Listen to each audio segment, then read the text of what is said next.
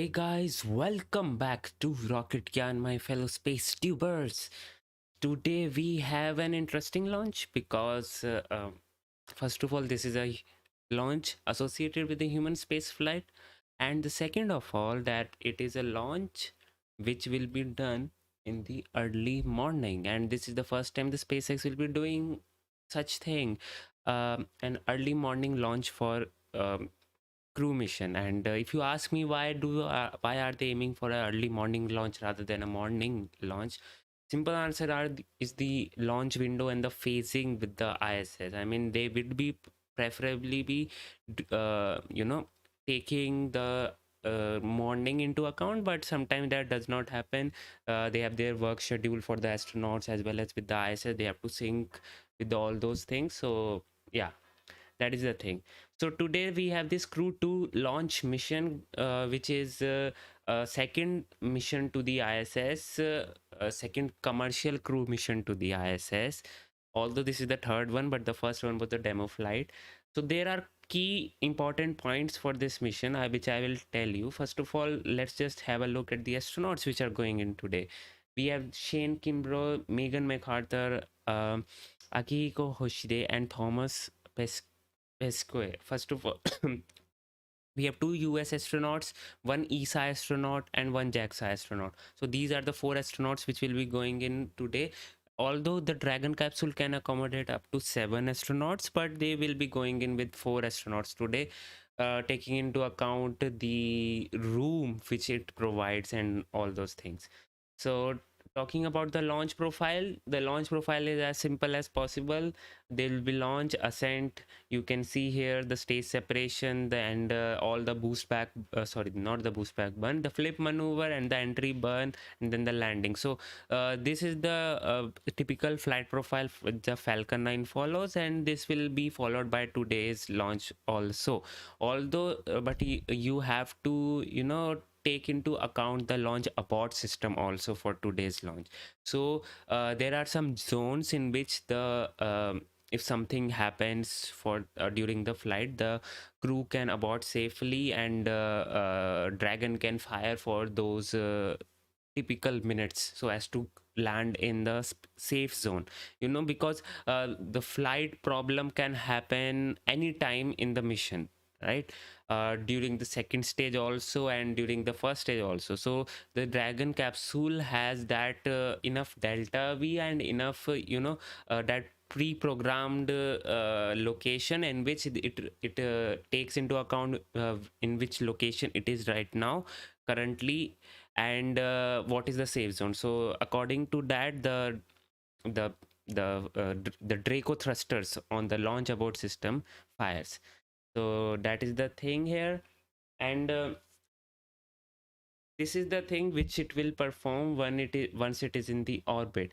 So first of all, the liftoff will happen, then the orbit activation. So during this orbit activation phase, this will check the Dragon capsule whether it is healthy or not. It will check the life support system, no leakage, those thrusters are working, com checks are working, everything. So this is an orbit activation phase.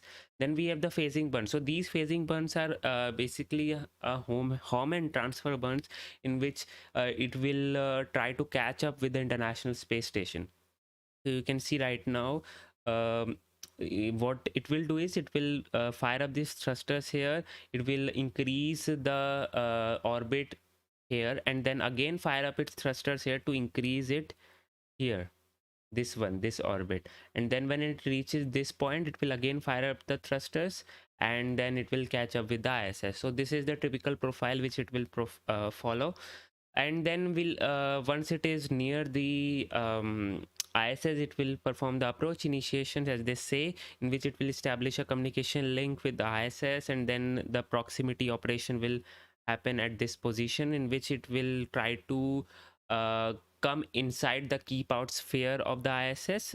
This is nothing but a safety margin, or you can say the safety boundary for the ISS, in which if you are out of that sphere, you are more likely to not collide with the ISS if anything wrong happens with the capsule. I mean, if anything is approaching the ISS and if it is away from this keep out sphere, and that somehow that approaching vehicle is not able to perform its communication to the ground station, or has it, or it has lost all its control, then also it will not collide with the ISS. They don't have to do any sort of phasing burns or station keeping burns to um, keep into account that. So that's why they have this thing. Then proximity operation will occur, in which they will check whether the Dragon is healthy or not to perform the last minute docking, and then finally the docking and the pressurization will happen. So this is the typical profile which will take place.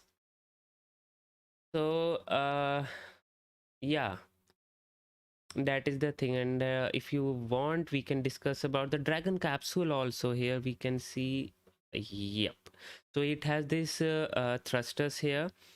These are the three so first of all, for the launch abort system, we have the 16 super Draco thrusters, if I'm not wrong.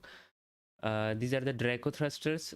Yeah, 8 super Draco thrusters and then 16 Draco thrusters. So these Draco thrusters runs does not require any sort of fuel.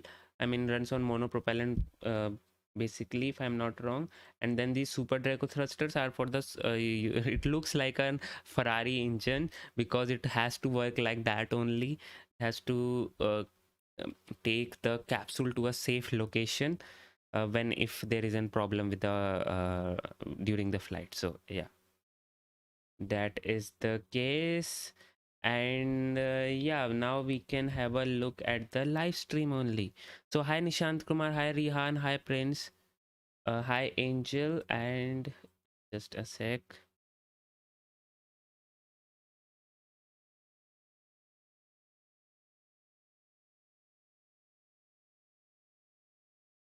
Engineering and research, and he spent 16 consecutive days. So right now, before there are some certain things which I would like to share, which is pretty interesting also. So this the capsule which they are using today is the used capsule. I mean, this was the Endeavour capsule, which in which the Bob Behnken and Doug Hurley used to fly to these international space stations. So this is the first time they are reusing the Dragon capsule and the Endeavour Dragon capsule, as they say. And they have made certain changes to this capsule also, according to the first flight data which they got. So the most notable change made to the Endeavour is the upgraded Super Dragon abort system. So what they have done in this upgrade, they have actually increase the amount of propellant stored on this vehicle. So they have more delta V, which will allow them to the Crew Dragon to launch in stronger winds, stronger offshore winds, and will ensure crew safety also with that. Also, the SpaceX has also replaced the titanium parts in Super Draco with the steel parts, so further increasing the safety. I mean, titanium has lower melting point than steel, and it is more rigid, and it is always useful to have steel rather than other things. So they have done that. Other thing which they have used in this thing is uh yeah, other thing which they have used is they have strengthened the Dragon structure, allowing Dragon to withstand stronger secondary splashes. A secondary splash is a splash after the initial splashdown that could damage the vehicle under certain conditions, which means when the vehicle splashes down, right, uh, it first of all it experiences the first impact. That is the case. And if you have played KSP, you know there is some kind of an harmonic motion going on. It first flashes down, it comes above, and then again flashes down.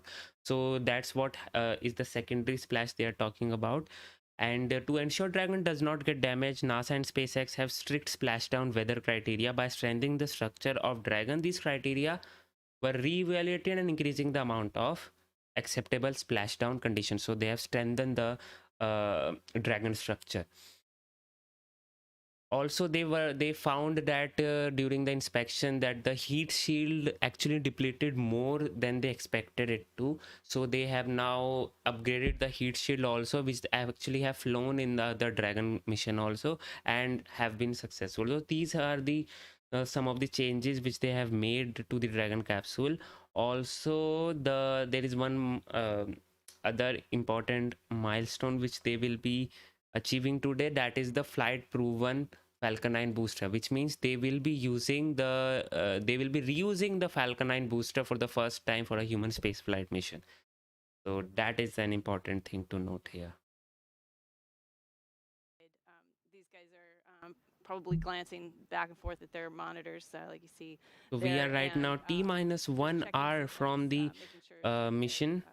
Keeping track that T minus 1 hour from the mission right now, and everything is looking nominal. But inside an hour, they're listening up for what might be coming in through their ear from the teams on the ground. Sure. Today's flight is the second of 6 planned rotational missions NASA has contracted already with SpaceX as part of the agency's Commercial Crew program. The success of the Demo 2 test flight last year allowed NASA to complete certification for SpaceX to fly astronauts like these regularly to and from the International Space Station, and that paved the way for the Crew 1 launch last fall. Now this next crew is getting ready to lift off in the exact same capsule named Endeavour that Bob Behnken and Doug Hurley first flew in almost 1 year ago. We've been hearing from the crew on board Dragon. Like you can see there, they're currently strapped into their seats, and they've already gone through all of their communication and suit leak checks. They're able to follow all the milestones that they still have ahead of them on the displays there just above them, which allow them to gain insight into all of the Dragon and Falcon 9 systems as we continue to... So talking about the Rihan's question here, I mean, yeah, that is one of the possibility, and it is, you know, taken into account right now, but incorporating AI into space sector right now is considered risky because, you know, in space you don't have the second chance, and right now AI is not fully developed for these space related activities, although ISRO is doing something with its Vyom humanoid robot, which will have some AI built in it. So we will see as the these flight becomes in routine, we will actually see something of that sort, obviously. Dragon operators performed a series of checkouts of the Dragon flight systems, and the spacecraft is also currently go for launch. The 4 astronauts are currently inside Dragon, and the hatch is closed. The SpaceX closeout team has left the pad, and they'll be outside of the blast danger area very shortly. Now, before we can start loading propellant on the Falcon 9, we've got 2 major items to perform. First, we need to retract that crew access arm away from the Dragon capsule to its launch position. Now, that'll happen between T-minus 44 and T-minus 42 minutes. Now, we move the access arm away to obviously clear the way for launch, but we also do it in case the Dragon capsule has to leave the launch pad in the event of an emergency before launch. Now, once the arm is out of the way, the launch escape system will be armed. With these 2 events complete, Dragon will be ready for Falcon propellant loading. Now, the range is currently clear for launch from historic pad 39A. The worldwide network of ground stations and the tracking and data relay satellites are ready to support Dragon as it heads into orbit. On the weather front, weather continues to look good, both at the surface level, the upper altitudes. We are continuing to wait for a final input from the weather team coming up in about 5 minutes on ground level winds in case we had a Dragon abort somewhere near the launch pad. Right now, those conditions are go, but we're getting one more set of balloon data to make sure that everything is good. Now today, we have an instantaneous launch window at 5:49:02 Eastern Daylight Saving Time, or just after 49 minutes past this hour. Now, once we begin loading propellant, there's no opportunity to change the T0. We are committed. We're going to get one chance at it today. But the good news, Jesse, at T-minus 62 minutes and counting, we are go for launch. Thanks, John. It's good to hear that we are still go. Today's launch marks the second time a rotational crew will fly on a commercial spacecraft, and each of our crew members brings a diverse set of experiences to today's flight. Crew Dragon Commander Shane Kimbrough will be making his third trip to space. He was born in Killeen, Texas, and raised in Atlanta, and was selected as an astronaut in 2004. Kimbrough is a retired U.S. Army colonel and holds degrees in aerospace engineering and operations research.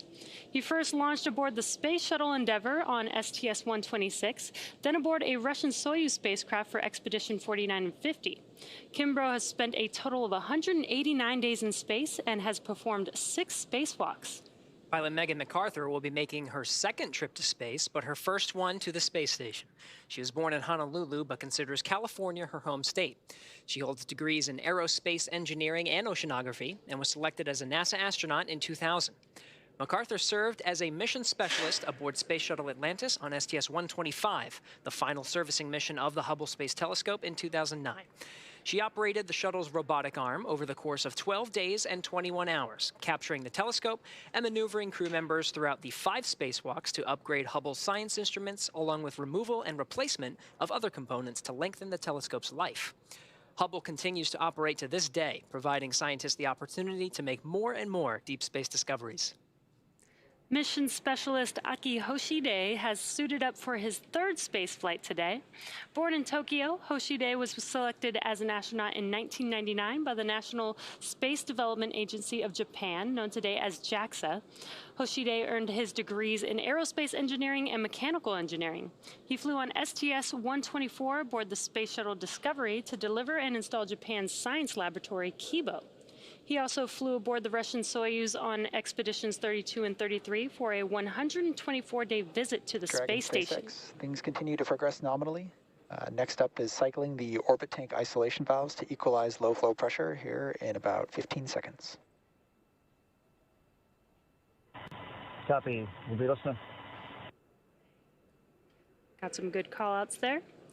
In 2014, he also served as commander of the 18th NASA Extreme Environment Mission Operation, which was an underwater expedition at the National Oceanic and Atmospheric Administration's Aquarius habitat off of Florida's Key Largo coast. Mission specialist Thomas Pesquet will be making his second trip to space. Born in Rouen, France, Pesquet was selected by ESA as an astronaut in 2009. He has a degree in spacecraft design and control and more than 2,300 flight hours as a commercial airline pilot. Pesquet first flew to space on the Soyuz as a flight engineer for Expeditions 50 and 51. In that time, he worked on more than 50 experiments and performed 2 spacewalks to maintain the space station. He's logged 197 days in space. Pesquet will be the first European to fly in Crew Dragon, and it will be the first time a European has launched from America in more than a decade. Each of these 4 crew members will join Expedition 65 once they arrive at the International Space Station, with Akihiko Hoshide taking over as commander of the station right before Crew 1 departs. All right, we're inside 59 minutes from launch. The day is a continuation of regular crew flights to space station from U.S. soil. This will be the third Crew Dragon flight with crew and its second long-duration mission to the International Space Station. The Dragon astronauts... SpaceX, you are go for Section 6. When ready, report go for launch. Copy. Section 6, in work.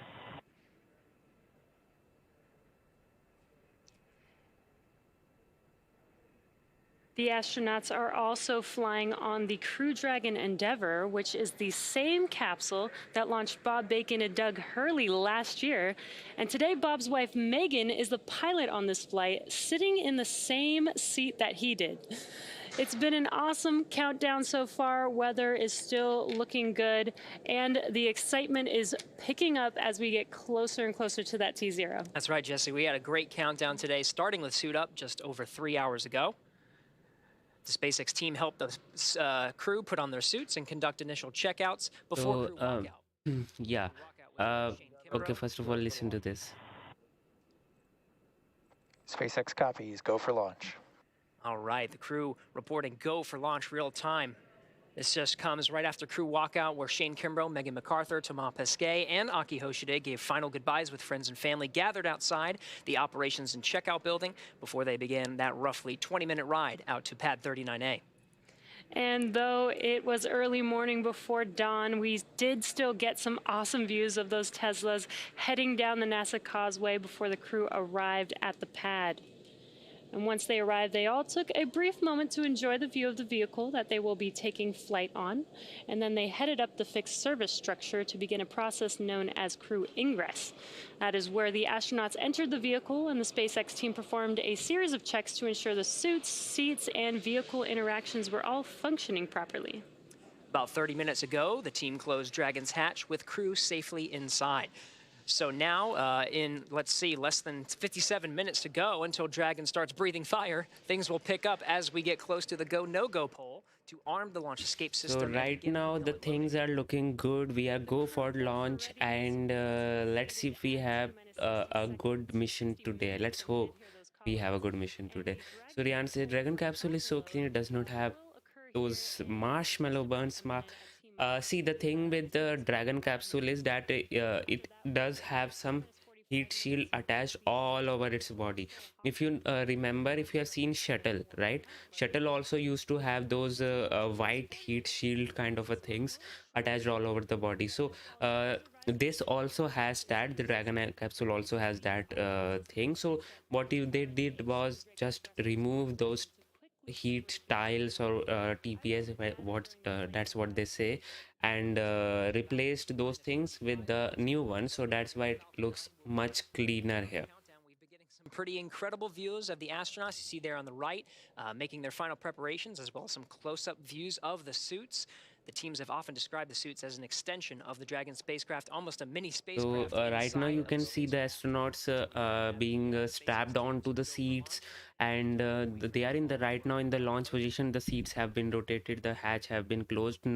Nothing was you know taken as not nominal here. Everything proceeded as planned. There was, if you remember, during the Crew 1 mission, there was some fog which was actually leaking the Crew Dragon capsule. Fog is nothing but the foreign object debris which was situated inside the seal of the hatch. And then what they did was open the hatch and then cleaned it again, and then everything was good. So that thing didn't happen today, thankfully, and everything looked good. So they are right now just waiting for the propellant loading to complete. Propellant loading will happen. Right now it is not, but it will happen soon at around T minus 16-17 minutes. Sorry, T minus 35 minutes or so, and then we'll see the roar into the sky.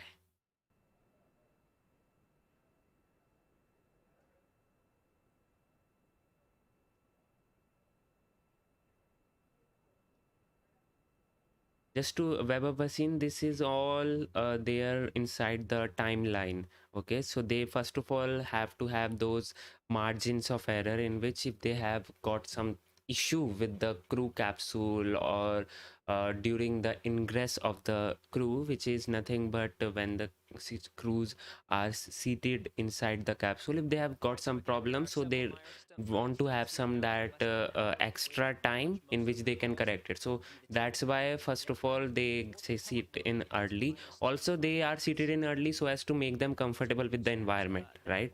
And everything they have to check and all those things. So they have to make them comfortable, they have to make them seated properly, and then they have to leave the these pad 39A, and also they have to load the propellant. The propellant is not loaded before the crew is ingressed, so that's why they have to load also. So before the propellant loading they have to clear the pad and everything, and propellant loading starts around T minus 35 minutes or so.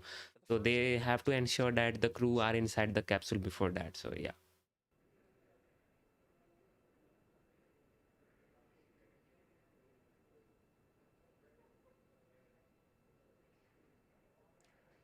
All right, and we are hearing that the Dragon teams did conduct that go poll electronically here in Mission Control Houston. The first checked and the first milestone to go for prop load is underway. There's going to be another poll coming up at T-minus 45 minutes with the launch teams, and then prop load is set to begin at T-minus 35. Until then, let's go over to Jasmine over at the Kennedy Space Center. Jasmine? Thank you, Gary. Joining me now is NASA's Acting Administrator, Steve Jerzik. Thank you so much for being here today. Oh, no, thanks for having me on. Of course, of course. So it's a big day. The Commercial Crew program is in full force. Last summer, we launched Demo 2 and then Crew 1 in the fall, and we're gearing up to launch 4 more astronauts from American soil. How does that feel? It feels amazing. If you would have told me a year ago that we would get 3 crew flights launched in less than a year, I would have just been ecstatic, and I am ecstatic today for the third flight with SpaceX. It's a lot of firsts with this flight, including the first crew rotation. Having that 4 crew on station in the U.S. segment continuously with the Commercial Crew Program transportation capability is going to accelerate the research and technology development we're doing on station, both to benefit folks here on Earth as well as prepare for our Artemis missions. Right. And with this mission today, we're looking at the space station, but of course, with Artemis, we're going even further to the moon. NASA just announced that they selected SpaceX to develop the first human lunar lander since the Apollo days. What does that mean for our sustained return to the moon? Yeah, so that kind of completes all the systems we need to develop for the first astronaut landing on the moon under Artemis. So we have the SLS, the core stage test. Was successful a month ago at Stennis, and so that core stage for SLS for Artemis 1 is on a barge and headed to Kennedy Space Center as we speak. It'll arrive here next week, and that'll mean all the components of SLS are here at Kennedy for integration for the Artemis 1 mission. Orion is ready to go for Artemis 1. The Gateway, we did a review of the Gateway the other day, and the Gateway's starting to come together. And then, of course, the last piece is the Human Landing System, which will transport astronauts from lunar orbit to the surface and back to lunar orbit. So it's really exciting to have the landing system in full development. It's the last piece that we need for our first Artemis missions. And later this year, hopefully, we'll conduct the first Artemis 1 mission, which will be an uncrewed test flight around the moon. Right. So that is exciting. As we are looking at going to the moon, we're also looking at even further to Mars. We made history just this week with the first flight of Ingenuity. There's also the MOXIE experiment that is converting the Martian atmosphere into oxygen. So what does that mean for our hopeful one day putting people on Mars? Yeah, so the science missions, the robotic missions are really important because they fill knowledge gaps for us that we need to fill to plan out eventually human missions to Mars. So for example, there's a weather station on Perseverance. And for the first time, we're getting 5-day weather forecasts from Mars, right? So also that weather station characterizes the dust, the size and properties of the dust. And that's really important for mitigating that dust in suits and systems. So it fills knowledge gaps. But MOXIE is really important, right? We generated oxygen from atmospheric CO2, and using the resources of Mars is critical because it will be very challenging to take all the oxygen and all the fuel and water that we need with us for an astronaut mission to Mars. So getting oxygen from the atmosphere and exploiting the frozen water in the regolith or Martian soil is really important because we can break that water down into oxygen and hydrogen for fuel. We can use it for potable water as well as for breathable air. So this, what we call in situ resource utilization or living off the land, is a real enabler for our human missions to Mars. Right. And of course, we've got our sights set on the moon and Mars, but we're taking care of Earth at the same time. NASA recently joined the White House Climate Task Force. Can you tell us how NASA is going to expand its exploration and understanding of our home planet right here? Yeah, so we have over about 24 spacecraft in Earth orbit right now, looking down, making observations of the oceans, the atmosphere, the land, vegetation, what we call the cryosphere, or measuring the height of ice sheets, both in the Arctic and Antarctic. So we use the unique view from space to make global measurements over years and decades. And we use that data to conduct research and also to improve models of the Earth systems and modeling, because if we can't predict climate using our research, we can't mitigate climate. And so that's really important that the research we do informs policy making and informs the most effective policies to mitigate climate change, which is really, really important, not only for the US, but for the world. Station, on ISS, we also have instruments mounted externally on ISS. It's in a unique orbit, an inclined orbit that's different from most of our Earth orbiting spacecraft that look down, which are in a polar orbit. And for certain types of instruments, that orbit is very advantageous. It gives us a lot of coverage and a unique perspective. And so we're using ISS more and more as an Earth observation platform. So, both with the research we do with NASA, with our other government agency partners through the U.S. Global Change Research Program, and also in collaboration with our international partners, we're going to continue to make those observations, do that research, and improve our ability to predict climate change. Right. We are making progress across the universe. NASA Acting Administrator Steve Jerzik, thank you so much for joining us today. Now we're going to take it back to John and Hawthorne as action begins to pick up on the pad. Okay, so I think there was Thanks, some problem Jasmine. with the It's just thumbnail in here, flight. but yeah, I corrected it. To launch, the SpaceX launch team, they're finishing their final review of data from checkouts of Falcon 9 over the last hour. Now we should The be launch having director is some about to poll poll the here. team for readiness, both to load propellant and to launch. This will be the last poll before liftoff. The 7 SpaceX engineers indicate they are go by electronically voting on an online countdown procedure. We won't hear a verbal poll, something folks may remember from the earlier days of launch and movies like Apollo 13. The launch director is also checking with Dragon mission director and the NASA launch manager to make sure everyone is ready to go. Meanwhile, on the Dragon spacecraft, on the screen you can see the crew arm is still in the service position. The crew is on board Dragon, waiting for next instructions, which will be to stow the arm for launch and to arm the launch escape system. Once the launch director gives final instructions to the launch team, which should be coming up in about 30 seconds, the crew arm sequence will be armed and initiated. We should get a good view of the Axis arm as it swings away from the capsule, taking about 2 minutes to move out of the way. Now the range continues to be go for launch. They're monitoring the area around the pad as well as air and sea space around the flight corridor. And on the weather front, the weather officer gave a fantastic at the T-minus 1 hour briefing. The winds for all conditions of flight, liftoff, contingencies, getting into space, everything looks good both at ground level and upper altitude. So right now we're just waiting to listen to the SpaceX launch director give the poll and then also give the instructions to the team and move into retracting the crew access arms. So we're going to listen for a minute to the countdown net. So we have right now T-minus 45 minutes. The poll is going on, and right now the next event coming up is the launch, this retract of this access arm. Sorry, the crew access arm. So it will take around 2 minutes. Poll is complete, and team is ready for propellant load and crew access arm retract. For non-urgent no-go conditions, brief the CE or LD and they'll approve aborting the launch auto sequence and proceed into launch abort.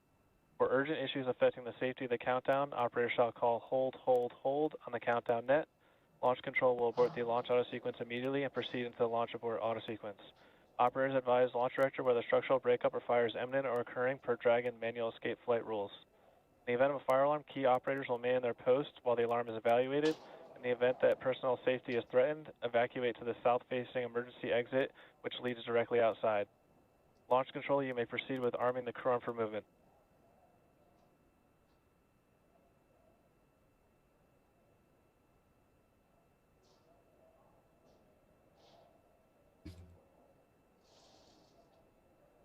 Crew access arm retraction started.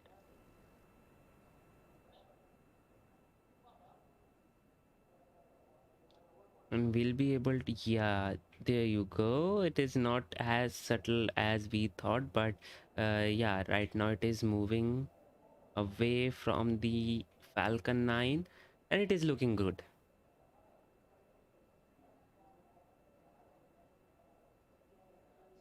Still, there is no propellant loading which has been started yet. So it's just the There you astronauts in see the a live view capsule of the and crew the rocket. access arm retracting away from Crew Dragon in preparation for launch. The countdown clock continues to tick, and we're now at T-minus 42 minutes and 33 seconds. We're standing by for the completion of the crew access retraction. This is one of the last major visual milestones that we'll see in preparation for liftoff. Shortly thereafter, we should hear the call out that the launch escape system is armed, and from there, we'll hear that Falcon 9 prop load has started, which is one of my favorite milestones of the launch countdown. We just saw a beautiful shot from inside the White Room as the crew arm was moving away. There it is. The capsule, you can just barely see it in the corner now of that opening where that is where the side hatch was, where the astronauts ingress Dragon, and now you can see it continuing to swing away from the Falcon 9 rocket and Crew Dragon Endeavour in preparation for launch. That is a really cool angle.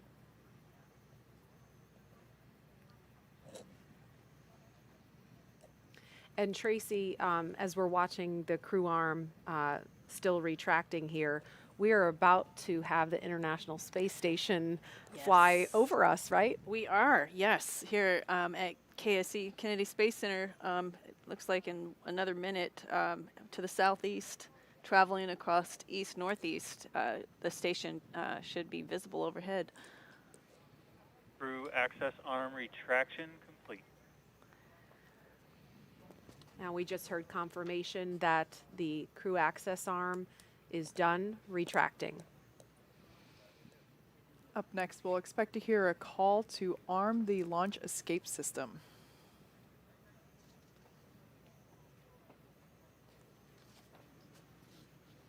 Dragon SpaceX, you are go for Section 7. Close visors and arm launch escape system.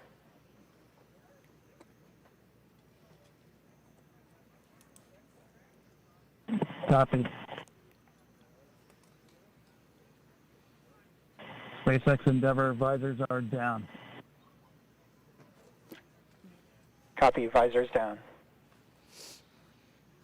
Okay, so the crew there reporting that they have closed and locked their visors in place in preparation for the launch escape system arming. The launch escape system is a critical safety feature. This is something that the shuttle did not have. We take very seriously the fact that the astronauts' lives are in our hands, and we take every measure possible to ensure that the crew has options and has an escape in the worst of scenarios. So this is simply a path to safety for the crew in the event that they need to depart the pad in an emergency, and also applies to aborting the mission even after liftoff and through ascent. And the Crew Dragon Endeavour actually has an enhanced abort capability now. That was one of the improvements made to this capsule after Demo 2, and it increased the propulsion system on Dragon. Launch escape system is verified armed. Okay, so that was confirmation that the launch escape system is armed, and so that is what we have to hear before fueling on the Falcon 9 rocket can begin. So we are about just under 4 minutes away from that milestone. But again, we were saying the propulsion system. Oh, there's a shot of the space station. There it is. Yeah. Everybody wave. They're waving down at us. I think they're watching right now. So they are. You know they are. Yeah. Yes. Hi guys. Hi. We see you. So that's super cool. But yeah, the abort system, it's been improved by about 10%. That's the Super Draco thrusters. There's 8 of them built directly into the Crew Dragon, and so that actually allowed for a wider margin in terms of wind speeds. So there's greater opportunities for launch. But weather not looking like much of a concern at all today. In fact, last we heard there's less than 5% chance of violation. So more than 95% go conditions, which is great. Yeah. Pretty rare for launches from here. Yes. And that launch escape system, how that works is Once the fueling begins at T-minus 35 minutes, if there's any kind of emergency, Crew Dragon can launch itself off the top of the Falcon 9 rocket, and then it would splash down under parachutes off the coast in the Atlantic, and we have rescue teams pre-positioned in the event of an emergency if that happens, which is highly unlikely, but it's something the NASA and SpaceX and Department of Defense teams practice for extensively. That launch escape system is also equipped to perform an abort after liftoff. We would call that an in-flight launch escape, and that can happen at any point throughout the ascent trajectory. Yeah, we actually tested this launch escape system in multiple ways. We performed a pad abort test where a Dragon capsule was on the pad and simulated an abort where it took off like a rocket like you've never seen and deployed parachutes and splashed down in the Atlantic Ocean. We also conducted an in-flight abort test, which was incredible to witness. I mean, it was a test unlike any other that we'd performed before, and where we launched a Falcon 9 rocket with a Dragon on top, and about 100 seconds into flight, simulated an anomaly. Dragon took off and deployed parachutes, splashed down, and so this is a system that we have tested, but never expect to utilize. Once again, the booster that you're looking at now, if you're wondering why it looks a little dirty, that is actually soot that was left from reentry after its last mission. This particular booster supported the Crew 1 mission very recently, and we have, there we can see a photo of our Crew 2 astronauts. Actually, they're holding up their fingers because they have soot. They signed their initials, their names into the soot there in the background. So I've said before, I love the human spaceflight traditions that we have, and I think this is a new one. Tracy, you said it earlier. Yeah. We never got to draw on the shuttle before we launched, so this is kind of cool. Yeah, Thomas, they were answering questions about it, and he started to say we carved our initials, and he quickly stopped himself. No, we didn't carve anything into the Falcon 9. We traced our initials in the side of the rocket, and so you could see closely in that photo, if you look, you could see the initials of each astronaut. So that's really cool and something that we look forward to seeing on future reused boosters. This one is set to land. Load has started. Okay, we just heard confirmation that fueling has begun on the Falcon 9 rocket. And this first stage booster is set to land on a SpaceX drone ship at sea after liftoff.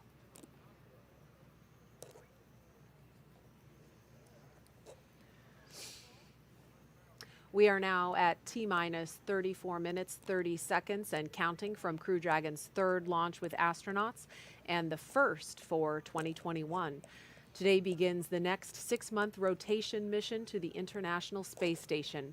The launch escape system is armed, which happened just before fueling began at T-minus 35 minutes. The Dragon capsule was loaded with propellants about a week and a half ago, just a few miles down the road at what we call Dragon Land.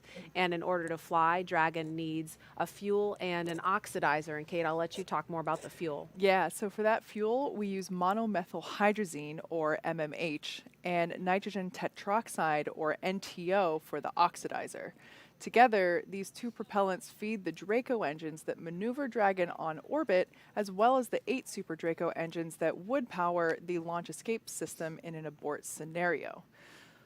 And again, now that the fueling is underway on Falcon 9, that means the 8 Super Draco engines built directly into Crew Dragon are ready, if needed, to launch the capsule off of the Falcon 9 rocket in an instant should there be any kind of emergency associated with the rocket or the launch pad.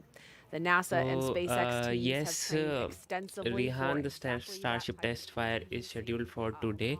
So talking about the launch abort system for this Falcon 9 and the Dragon capsule, there is one unique capability of this vehicle, which is first of all, for the in-flight abort, there are 3 ways in which the astronauts, if they feel something is wrong, they can you know, launch the launch abort system, as they say, and the ground control can launch it, and also the Falcon 9 booster, if Falcon 9 booster, the Falcon 9 rocket only, if it experiences or identifies some potential problem, it can actually launch the Dragon capsule. So that's a unique capability of this thing.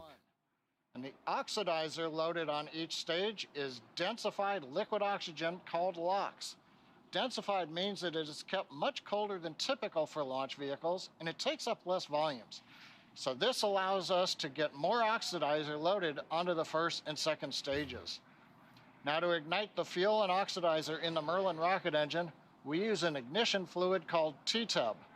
When T-tub comes in contact with oxygen, it burns, and it gives off a green-colored flame. Hi, Indian Space. Hi, Lingesh Warren. The Merlin chamber, and the engine ramps How up are to you? full power.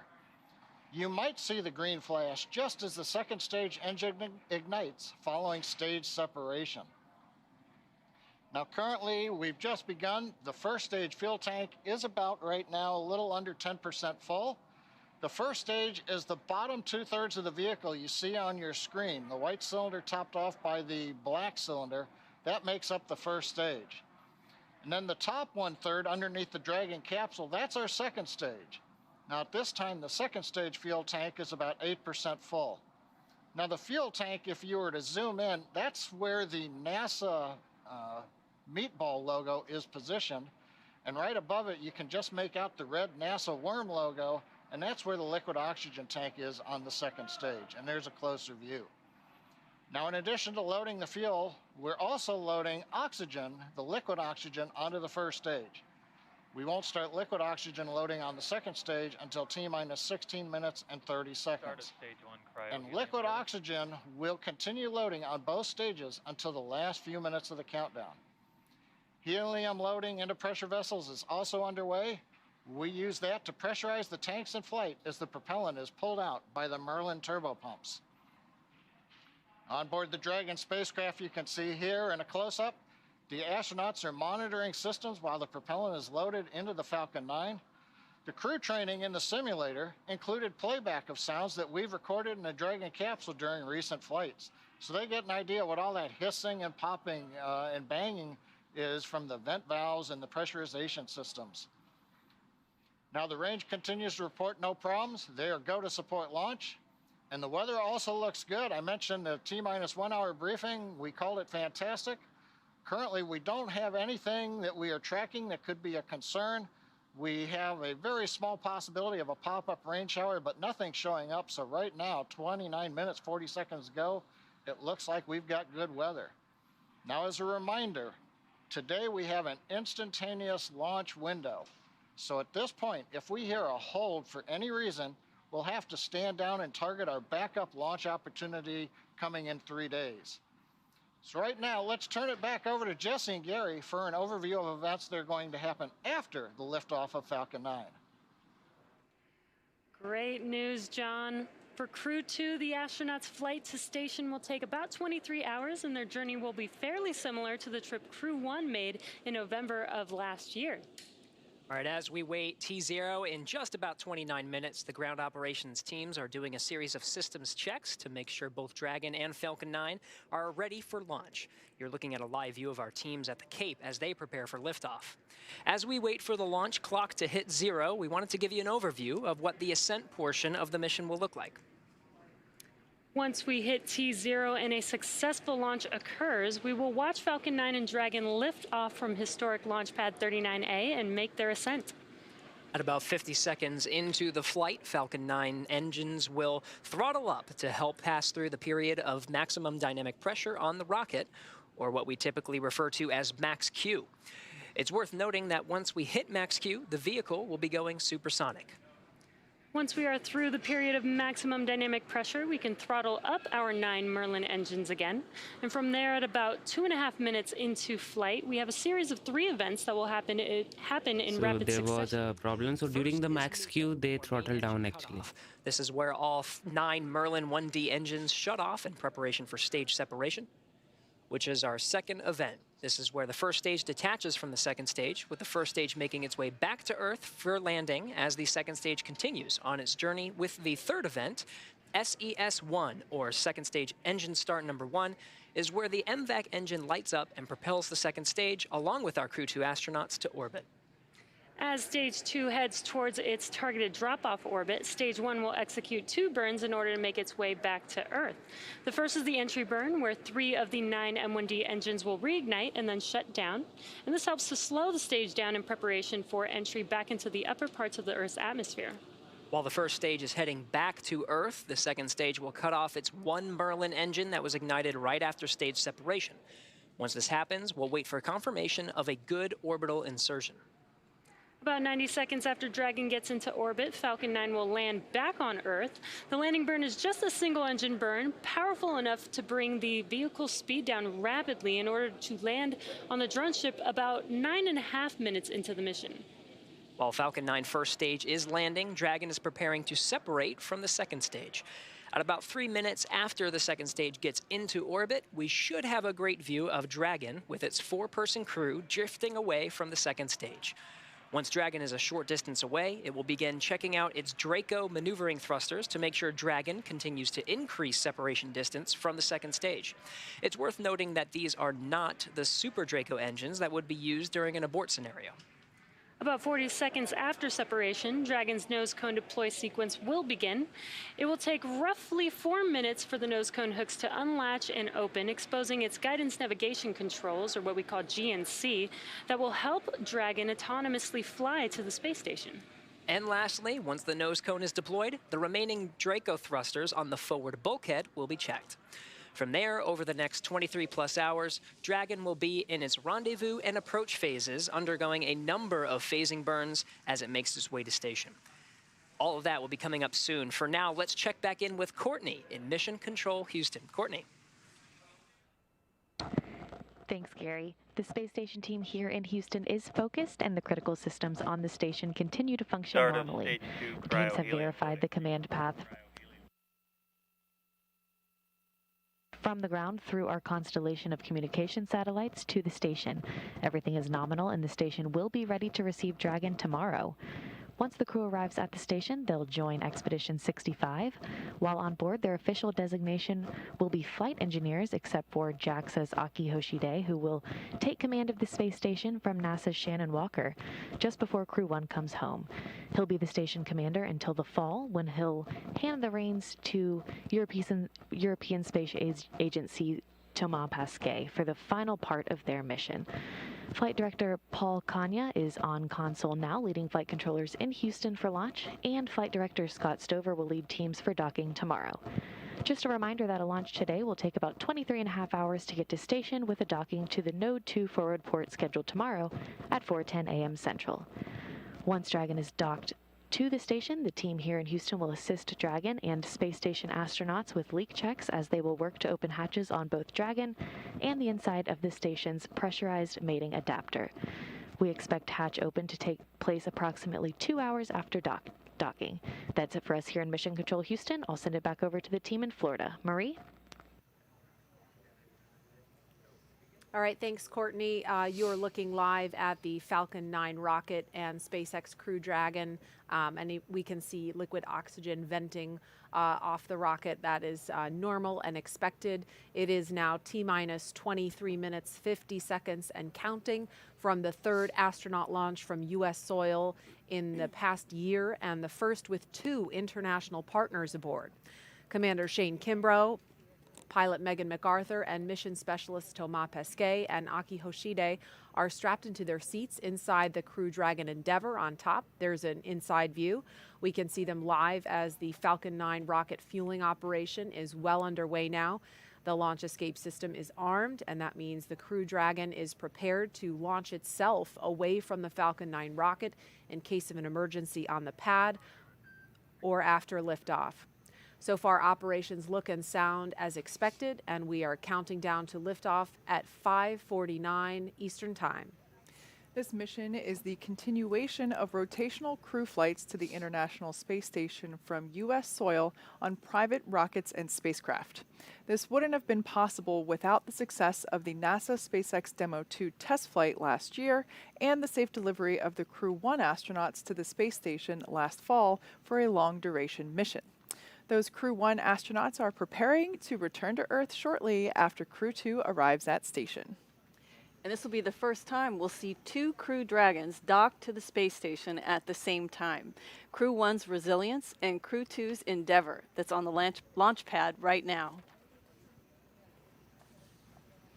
With the arrival of the Crew 2 team, I believe that'll bring the head count on station to 11 people. And as much as I love camping, that does sound like it would be a little crowded up there. Yeah, you know, you counted 11 people on board the station, 9 of them in the U.S. segment. We've got 4 crew quarters, which are basically crew bedrooms. We've got both commanders of the Dragons sleeping in their vehicles. That leaves 3 people needing a place to sleep. That's Suichi, Shannon, and Victor. They'll be in the gym, the Columbus, and the airlock, respectively. So you could say it's quite a full house. They'll be camping out, rolling out their sleeping bags on rack fronts. So it'll be tight. What a great benefit to being commander. You have your own private suite. With windows. And yeah, it's a nice place to be. Yeah, and that's honestly the window shots that we have been receiving from the crew have been one of my favorite things from the Crew 1 team up there, and even Bob and Doug whenever they were up there as well. Just the view outside of the Crew Dragon window, it's actually my phone background right now. And it's just incredible, and I love that we get to, that they share their perspective with us from above. Let's give you a quick recap of who the astronauts are sitting inside the capsule here in the foreground. Sitting closest to the front of your screen is Commander Shane Kimbrough. He is commanding the Crew Dragon Endeavour today, and he is a native of Texas, making his 3rd trip to space. The retired U.S. Army colonel first launched aboard the Space Shuttle Endeavour on STS-126, then aboard a Russian Soyuz spacecraft for expeditions 49 and 50.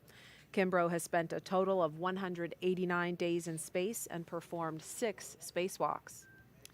Pilot Megan McArthur will be making her 2nd trip to space, but her first to the space station. She was born in Honolulu. She was born in Honolulu, but considers California her home state. McArthur served as a mission specialist aboard Space Shuttle Atlantis on STS-125, the final servicing mission of the Hubble Space Telescope. She operated the shuttle's robotic arm over the course of 12 days and 21 hours, capturing the telescope and maneuvering the crew members throughout 5 spacewalks to lengthen the telescope's life. And mission specialist Akihiko Hoshide is embarking on his 3rd space flight today.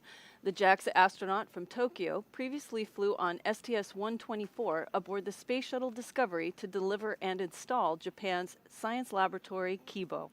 He also flew aboard the Russian Soyuz on expeditions 32 and 33 for a 124-day visit to the space station. And in the far corner of your screen is mission specialist Thomas Pesquet. He will be making his 2nd trip to space. Born in Rouen, France, Pesquet first flew to space on the Russian Soyuz as a flight engineer for expeditions 50 and 51.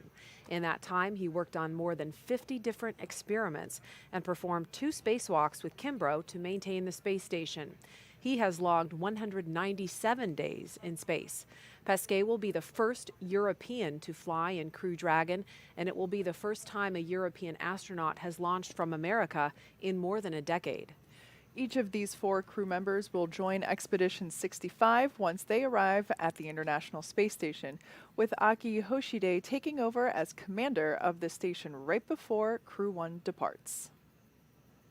And as we're looking at a live view of the pad, again, fueling is underway. We heard a call out during those bio recaps that the RP1 load is complete on the 2nd stage.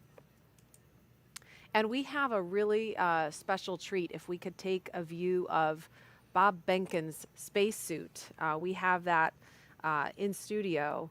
That is the actual spacesuit worn by Bob Behnken during the Demo 2 test flight, and you can see the photo of his wife, Megan McArthur, in the photo there, and she is sitting in the same spacecraft, in the same seat that Bob did almost a year ago on the Demo 2 mission.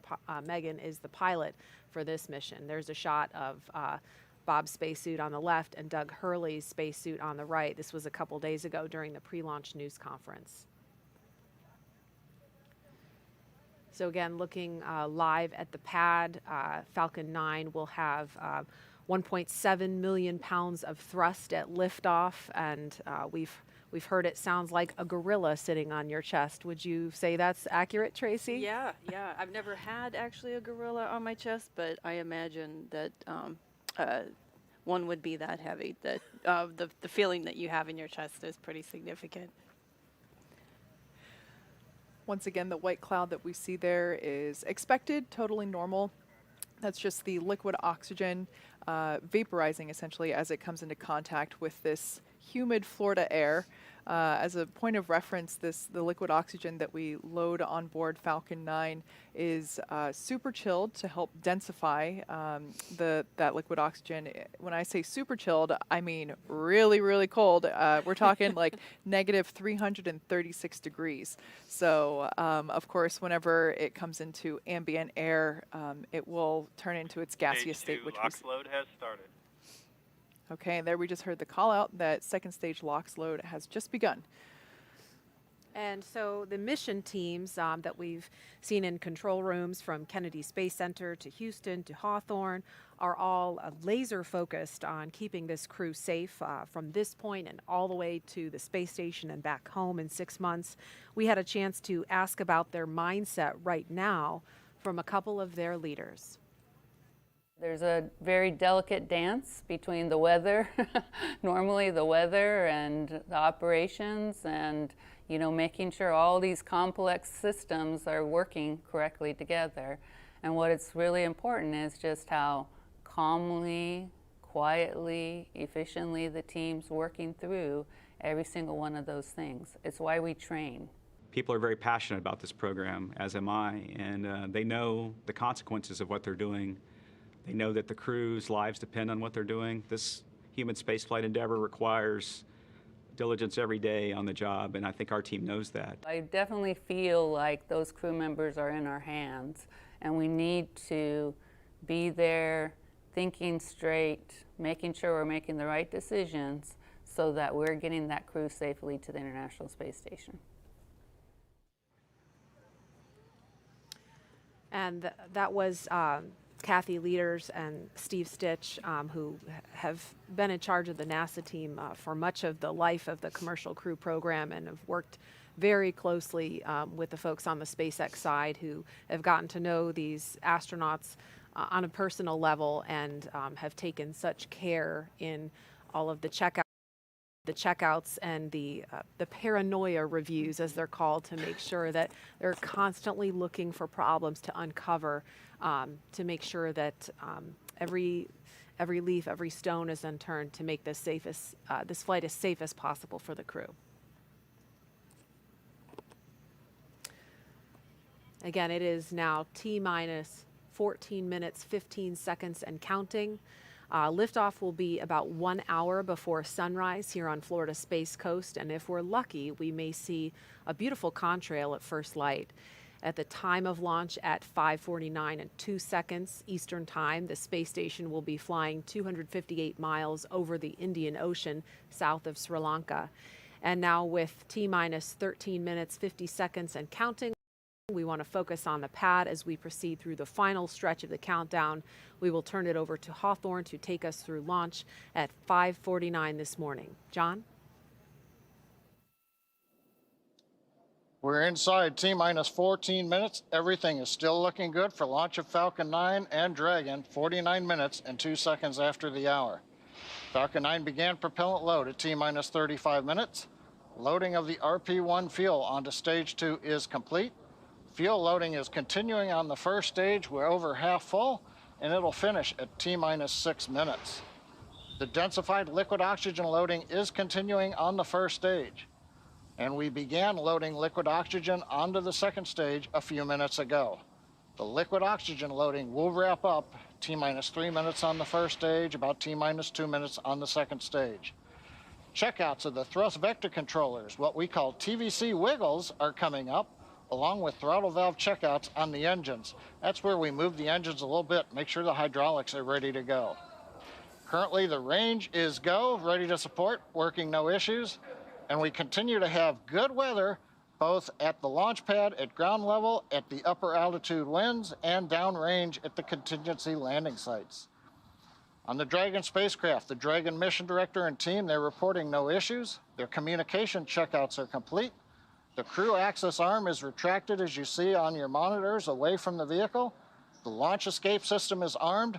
The crew is strapped in and ready to go. Final instructions of the crew will be coming at T-minus 10 minutes. They'll configure their displays for launch. That'll give them insight into how the launch is proceeding, and it provides constant updates on vehicle health. And for Dragon at T-minus 5 minutes, we'll hear it enter terminal count as they transition to internal power. Now we're going to hear continued callouts on the countdown net as we get close to T-minus 0 and to the liftoff. Now, Gary, we talked about the ascent sequence of events that are coming up here. You and Jesse went through that a little while ago, but we're also going to have abort modes. Can you explain a little bit about what the abort mode callouts are that we might hear? That's right, John. We're continuing to track that the Falcon 9 and Dragon are looking good for launch, but just in case anything were to happen, Dragon is fully prepared to initiate an abort and use those Super Draco engines to escape from a speeding Falcon 9. On the way uphill, you'll hear a series of letter and number combinations. Those will denote the stage that the rocket is on and the abort zone that we're on as well. On first stage, you'll hear abort zones A and B. That will cover the Falcon 9's ascent up to about the northern border of North Carolina, about 7.5 to 8 miles in altitude. And the stage 2 will have stage 2A through E. Mostly it will be stage A, or stage 2A abort zone, but towards the end of the 6 minutes that stage 2 will be firing, you'll hear the numbers start going out from B to E, with E being an abort to orbit. All of these capabilities enabled on the Dragon spacecraft to make sure that the crew will be delivered safely into orbit. Inside 10 minutes and 30 seconds, we should be hearing some final status, maybe a good luck and Godspeed from some of the ground teams here, ensuring that the crew is ready to go, that Falcon 9, Dragon, and all the support teams are ready for launch.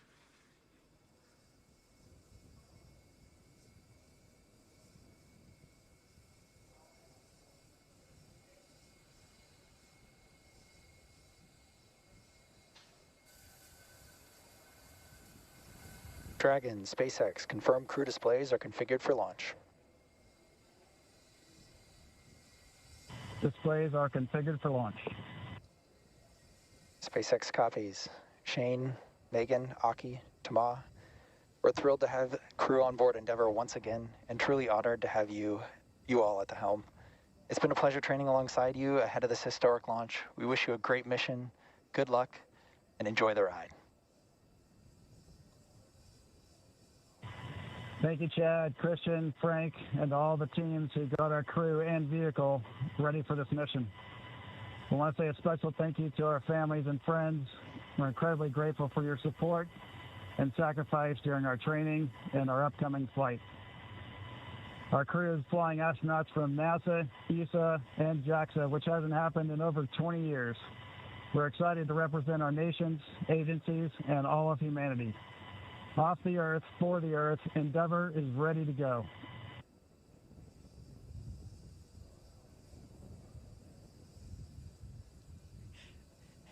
All right, some celebratory handshakes from inside the Crew Dragon. That was the voice of the Corps, Chad Healy, here in Mission Control Hawthorne.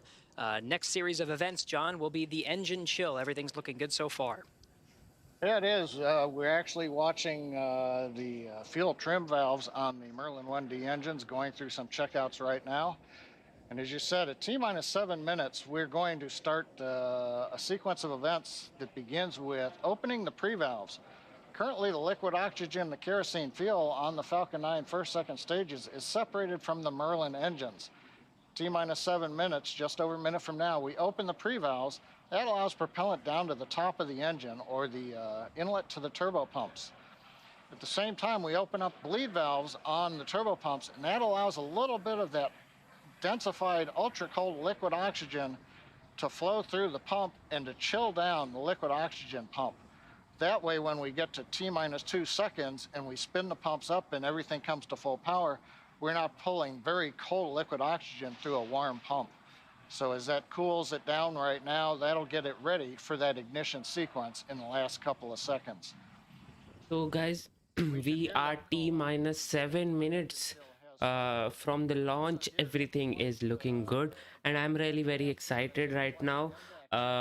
Let's hope we have these 4 crew members on to the ISS as quickly as possible. Godspeed, Crew Dragon.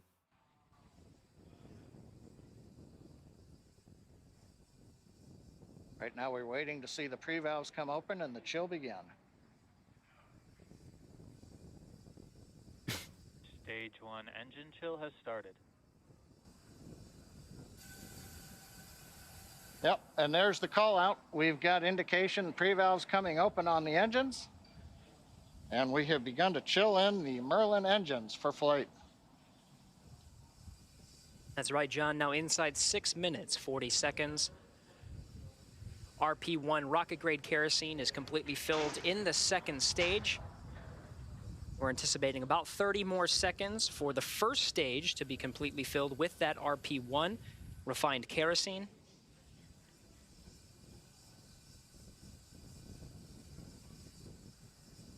The liquid oxygen will continue to flow through the first and second stages up to the final minutes is being before loaded. T0. Everything is good, and I would love to see the views from inside the Dragon capsule when it is being launched. You know, the G-forces they experience, the feeling which they will experience.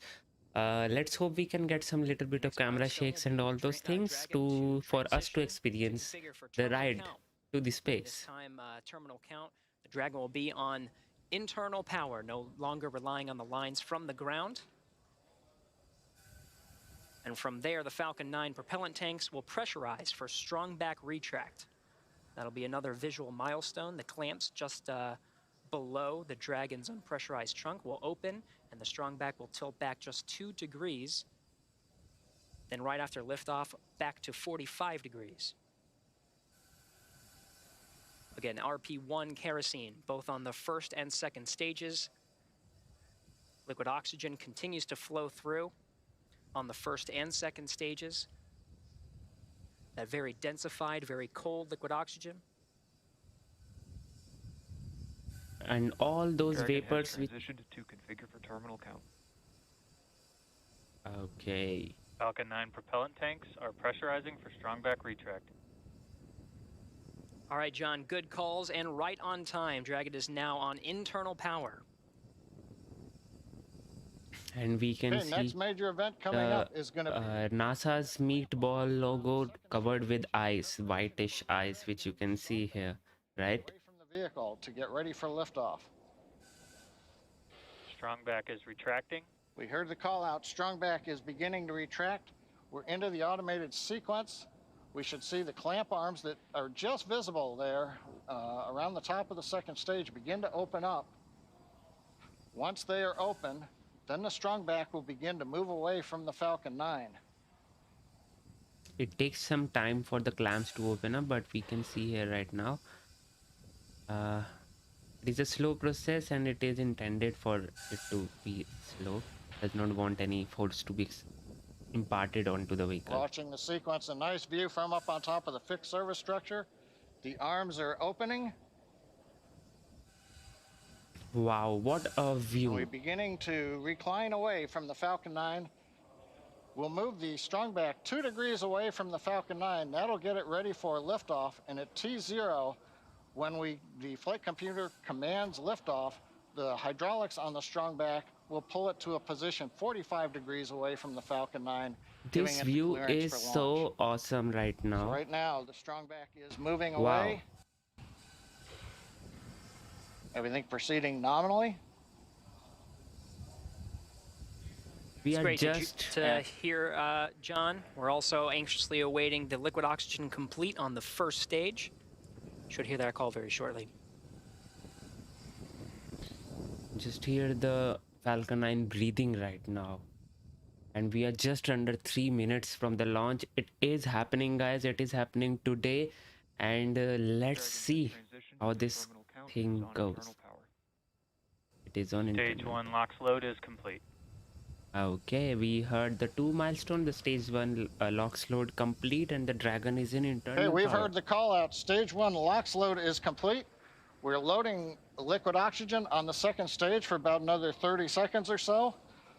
Once we get the liquid oxygen load complete on the second stage, the propellant line that runs up the side of the strongback that carries liquid oxygen, we'll vent that line down to make sure there's no liquid in it when we get to liftoff. When we do that, we open up valves on the strongback, and as Kate and Marie were talking earlier, when we vent off that very cold gaseous oxygen, it'll merge with the warm, humid Florida air, and you'll get a large white plume of condensation off of the back of the strongback. That'll be normal, coming about a minute and a half before launch. Everything continuing to look Stage good. 2 LOX load is complete. This is Dragon happening. is in auto idle. All right, with that, the Falcon 9 is fully fueled. We have fuel on both the first and second stages, and both stages are filled with liquid oxygen. Gas closeout has started. Expect loud venting. We will clear up the Dragon vents. is also in auto idle. The flight computers on Dragon, maintaining their calculations, standing by, waiting for the T0 mark. 1 minute, 15 seconds until launch. The 1 minute mark, Dragon will transition to countdown, and the flight termination system will arm the computers on Falcon 9. We'll be talking to the computers on Dragon and can issue an abort if necessary. T-minus 1 minute. FTS is armed. Falcon 9 is in startup and is now controlling. Dragon is in countdown. All right, 50 seconds to go. Hold Everything your is breath. ready for an on-time launch today. And this is finally Dragon, happening. SpaceX, go for launch. Go for launch. Copy, go for launch. Ground teams are ready, and the crew T-minus 30. inside Dragon is ready. 30 seconds to go until launch. Wow.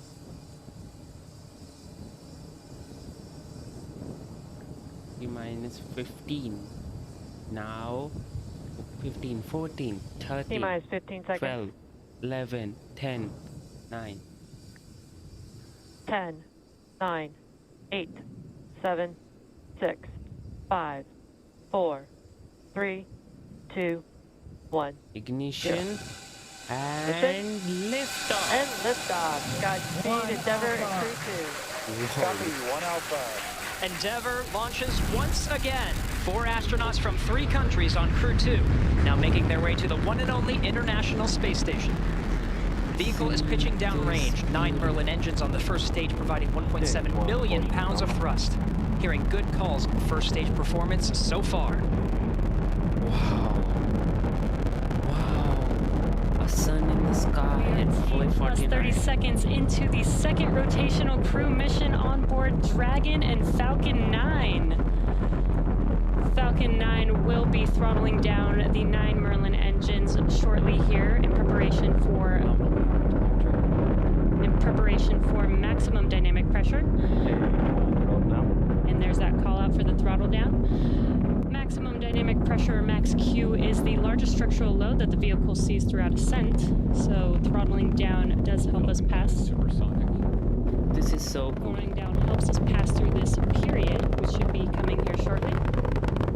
And the phenomena which you are right now seeing, in which the fire is actually climbing up the booster, that is totally nominal, because there is a low pressure area near the engines. All right, 1 Bravo is the second abort mode on the first stage. The first stage continues to fire for 2 minutes, 35 seconds. 1.5 minutes into today's flight.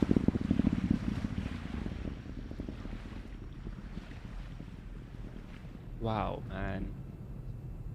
Falcon 9 now traveling at more than 1,500 miles an hour.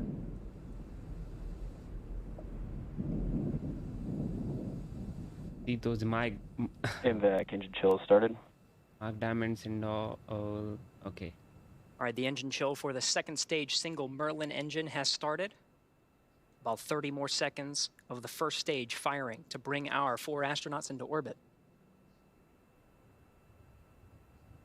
Now from here coming up in about 20 some seconds, we're going to have 3 major milestones. We'll have shutdown of the 9 Merlin engines. We're beginning to throttle them down. We will then get stage separation. Throttle down. And then we will get ignition of the second stage engine to propel Dragon and the Falcon 9 second stage into orbit. This is the view inside the second stage and cut off. 2 Alpha. Copy, 2 Alpha. Confirmed. Stage separation confirmed, and we have the ignition. Wow.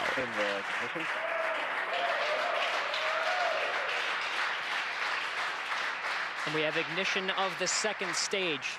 You see the green flash of that T-TEB fluid. The expansion nozzle on the second stage Merlin vacuum glowing that bright red that we like to see.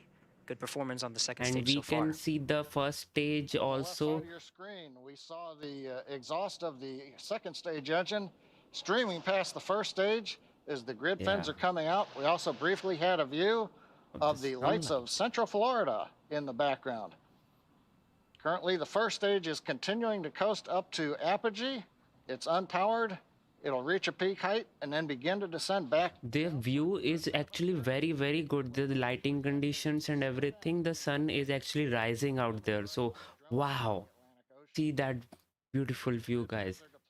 Right now, the first stage, Dragon, pulsing. SpaceX, trajectory nominal. We're pulsing the thrusters. Signal Bermuda. Copy, nominal trajectory. And we hear a call out from the crew, nominal trajectory. So we're beginning to move the first stage into position so it can do the entry burn. Wow. Man, this is the most beautiful launch I have ever seen. Wow. 4 minutes, 15 seconds into today's flight. This Second is stage so propelling our 4 cool. astronauts up the eastern seaboard. We'll continue to fire. It's a 6-minute burn to deliver the astronauts into orbit. We'll wait for a cue for good orbital insertion after that. Meanwhile, we'll be hearing check-ins on the vehicle's trajectory and performance, as well as check-ins with some of the ground stations as it passes over throughout the 6 minutes of the second stage firing. Man, I can just see this whole day. Dragon, SpaceX, trajectory nominal. View is so mesmerizing. All Copy, those nominal trajectory. ice flakes and everything.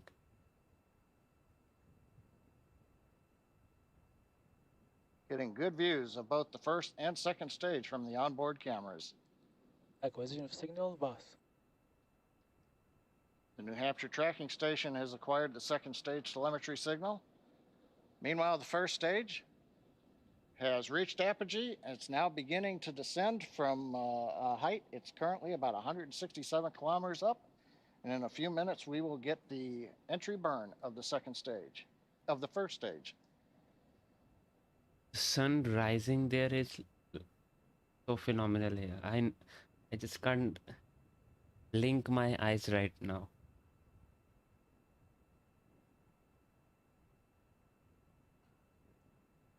Dragon, SpaceX, trajectory nominal.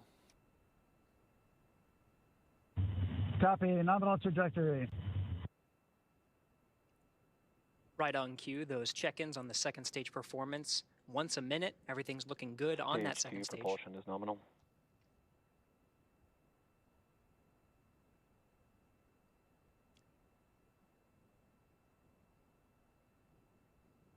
Stage 2 continues to climb. The vehicle now exceeding 8,000 miles an hour at an altitude of about 124 miles.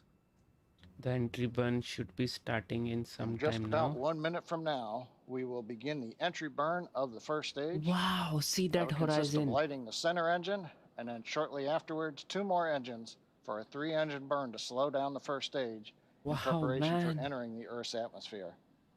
See that Earth's horizon. I mean, I just can keep talking about the views today. Dragon SpaceX, trajectory nominal.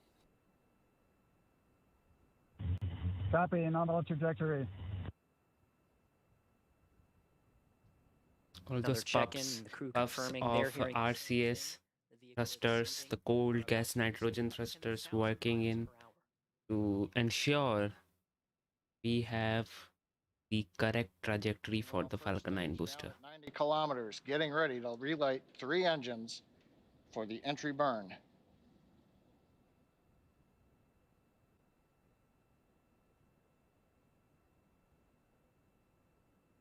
Entry burn started, and Stage 2 here you FTS go. is safed. We've got the center engine ignition, and there come the 2 side engines. Now this entry burn will last about 29 seconds. It's going to significantly slow down the vehicle in preparation for hitting the denser part of the Earth's atmosphere.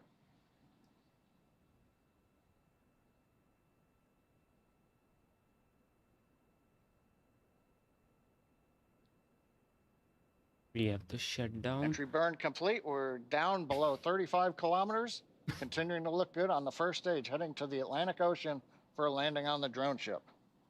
We can expect to see some is less than a minute away from cutoff. re-entry effects also if the camera does not cut off. That would be so awesome to see. We can see right now the clouds here. We are starting to see some re-entry effects on the camera too.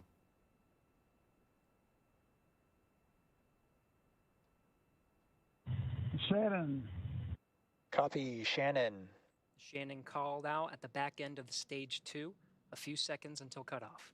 Please don't go camera, let it Can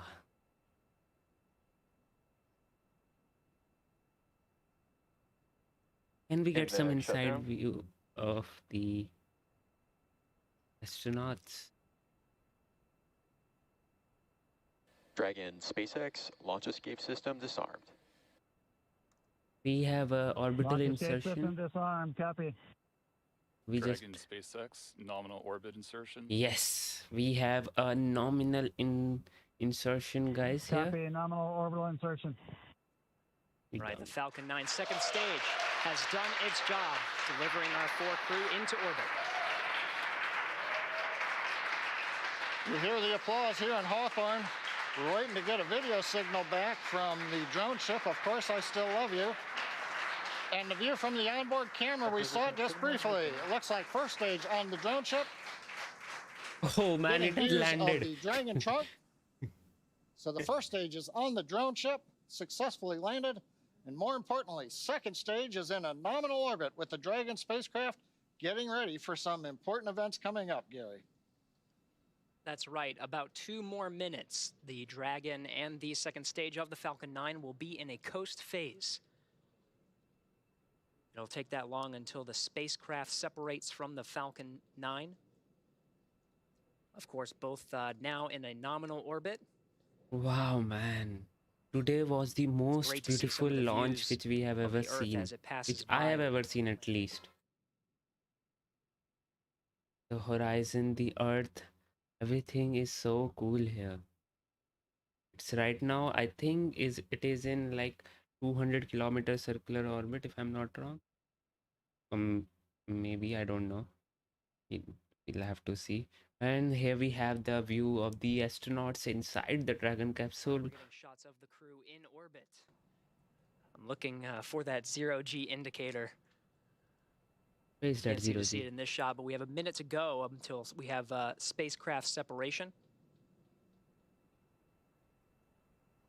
Dragon traveling at nearly 17,000 miles per hour at an altitude of 124 miles. Guys, guess the 0G indicator right now. What would be that?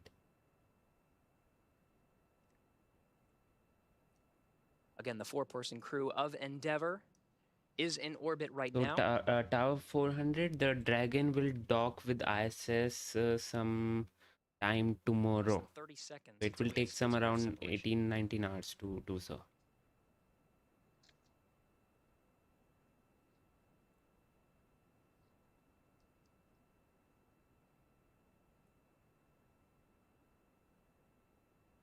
We are 10 looking for seconds the to 0G spacecraft separation.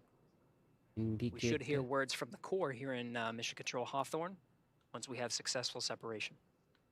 I think after they have successful separation, then we will have the visual of the 0G indicator. And wow, see that trunk and everything.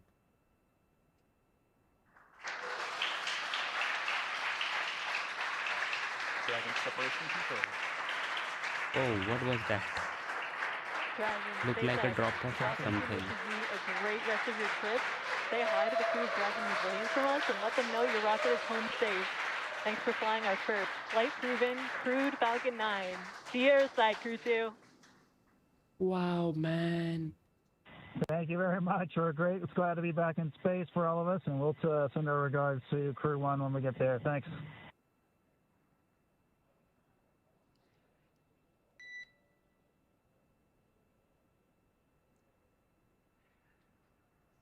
Absolutely stunning views from both inside the cabin, seeing the excitement of our 4-person crew inside Endeavour, and watching Endeavour drift away from the camera on the second stage as the Earth passes by on an orbital sunrise. SpaceX Endeavour week. Here we have the... And Endeavour, you cut out a little bit there. If the question was Whoa, if what you're was go that? to open visors, It's a you are penguin? go to open visors Penguin? at this time. Copy and work. Thanks. Is it All a right, 13 penguin? and a half minutes past Penguin. liftoff. The crew is in orbit, traveling at nearly 17,000 miles an hour.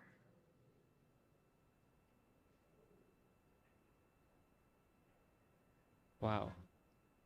Well, Gary, I don't know about you, but Yep. that was a great countdown.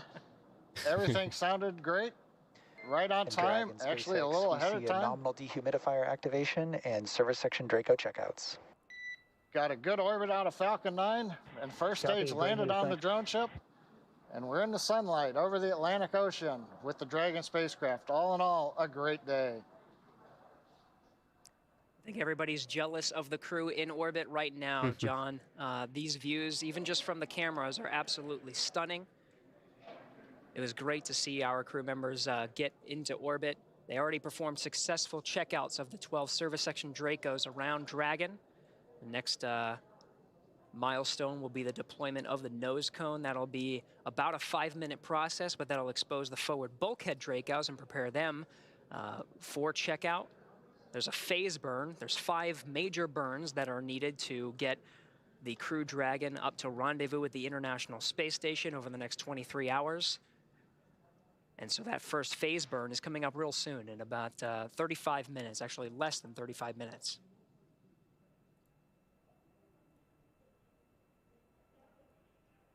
So here we have, guys, the crew are in the orbit, and we can very well see the 0G indicator. It's Jesse, a I don't know if you could see penguin. the 0G indicator, but I was told it's a penguin. I'm trying to look for it. I'm looking for it too. It is a penguin, but Eye out on that left-hand screen. Meanwhile, the Dragon is configured for a nose cone deployment. We'll stand by for when that sequence starts. so guys, I think we have a beautiful, beautiful launch today. I mean, the stunning views, the mesmerizing sights and everything. I mean, wow. Everything was so good, and finally the crew are in the orbit. We can see the views from the second stage right now. Although one thing which we missed was the landing part. We weren't able to get the view of the drone ship landing, but that's okay. We got so many good views today. That is completely okay. So right now the next events are the phasing burns, which they said, and the nose cone deployment. The phasing burns are nothing but the burns which will actually tend to raise the orbit, as well as do a home and transfer maneuver in which they will raise the orbit as well as catch up with the ISS. According to whether they are ahead or below, ahead or behind the ISS. So as they said, there will be around 5 phasing burns which they will be doing, and then they will be rendezvousing with the ISS. So when will they reach ISS? It will be sometime tomorrow. Let me just check what's the actual timing there. It's around yeah, 19 hours. It takes around 19 hours only to have the to dock with the ISS. So it's so on tomorrow around when it was launched at 3:15. So 23 hours. It will take 23 hours. Yeah.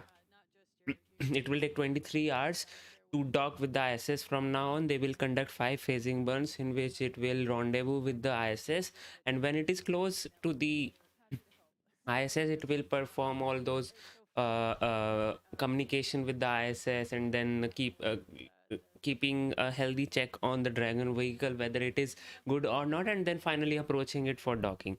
And once they are docked, they will actually equalize the pressure between the ISS as well as the Dragon capsule, and once they are done, it will take around 2 hours for that thing to happen. Once they are done everything, they will pack everything, change the clothes most probably, and then will proceed to the ISS and conduct the experiments. So yeah, so that's it for today, I think.